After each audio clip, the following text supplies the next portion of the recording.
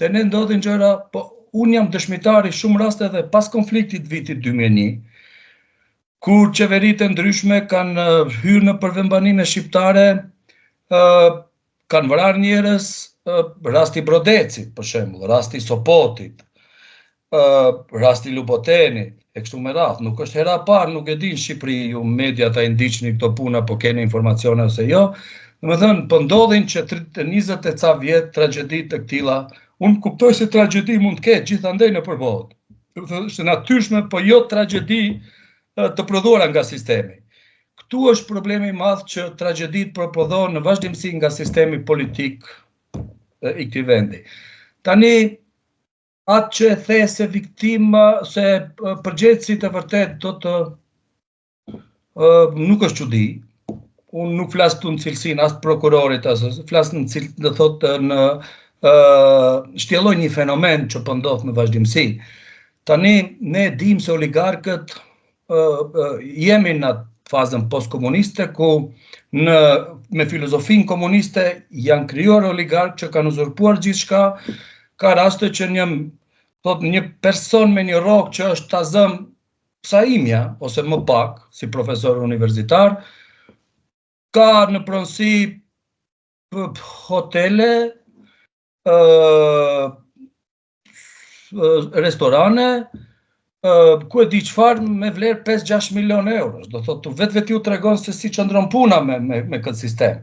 Këto oligarkët krijojnë edhe atë hierarkinë e tyre të varësve, që në emnat e tyre regjistrojnë kompani, regjistrojnë firma, shpëlajnë para e kështu me radhë, derisa të jetë kështu ne do t'i kemi gjithmonë këto probleme dhe nuk është çuditë mos vehen në pranga edhe përgjegjësit e vërtet të kësaj situate. Po përgjegjësi më i madh është sistemi, përsëritem.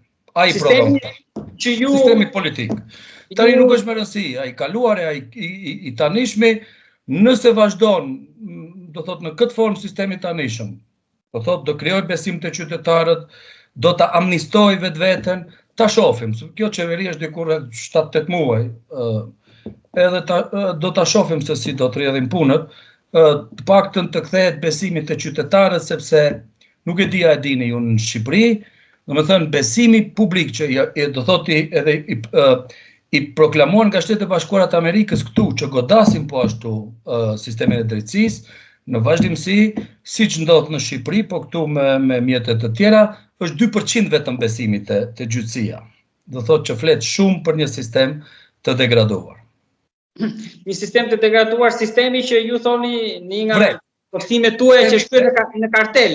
Po, është kthyer në kartel, është e vërtetë. Domethënë dikur kemi pasur parti politike, bile të paktën madje të paktën jemi ndjer krenar sepse po filluan të ecin të avancojnë të drejtat kombëtare shqiptare, do thotë me marrëveshjen kornihistorit, u kthyen në klane, pastaj në banda, sot janë kartele edhe këtu nuk ka diskutim, nëse dikush mund të dëshmojë të kundërtën, mendoj që po të vazhdojë të funksionojë sistemi, do t'i shohë edhe populli se janë vërtet kartele. Profesor, tentuaj që për këtë ngjarje kishte edhe akuza sikur t'i vishe me baza etnike arrestimi i ish ministrit shqiptar, u tentuaj që të devijohet kjo apo? Unë mendoj që ka pasur për herë raste të këtilla, sidomos rasti Monstra që quhet, ku vranë Catrin, edhe aty nëse u kujtohet e morën një grua moshës 7, një zonjë plakt moshës 70 vjeçare, e veshur kuptohet sipas traditave me shami, me ato do thotë me arrestuan për kot për fshehur gjurmët e vërteta. Ka njerëz të burgosur pa faj shumë në Maqedoni, sidomos rastet e montuara politike. Ky rast për mua, unë nuk mund të flas cilësinë e prokurorëve, as do thotë gazetarëve që quhen hetimor ose investigues, këtu duhet ta lëm. Unë nuk jam për atë që dikush pa të gjykohet edhe do thotë edhe nga opinioni publik, sepse ka edhe mendime ndara, sepse njerëzit kanë urrëtie, ne kemi krijuar, kemi gjeneruar urrëtie ndërpartijake, është e vërtet gjithandej edhe në Shqipëri, edhe në Kosovë, edhe gjithandej. Ka njerëz që kënaqen me fatkeqësinë e tjerëve gjithmonë, siç e dini, mezi presin dikush të ketë fatkeqësi, por ky rast është thjesht një rast që sigurisht që mendoj nëse nuk ka faj, personi që atribuat në fjalë do t'jeti i pafajshëm, sepse të paktën gjyqësia nuk funksionon në bazë thashë themeve, por në bazë fakteve. Drejtësia funksionon në bazë fakteve. Megjithatë, duhet mos e ngatrojmë këtë rast politik me rastet e njerëzve që janë në burg për gjëra, do thotë sepse është tekur të mbulojë një situatë ose kjo. Unë nuk dua do thotë nuk mund të hiqet një paralele mes rasteve siç janë do thotë Agimi Islami e qindra të tjerë që po kalën në burgjeve.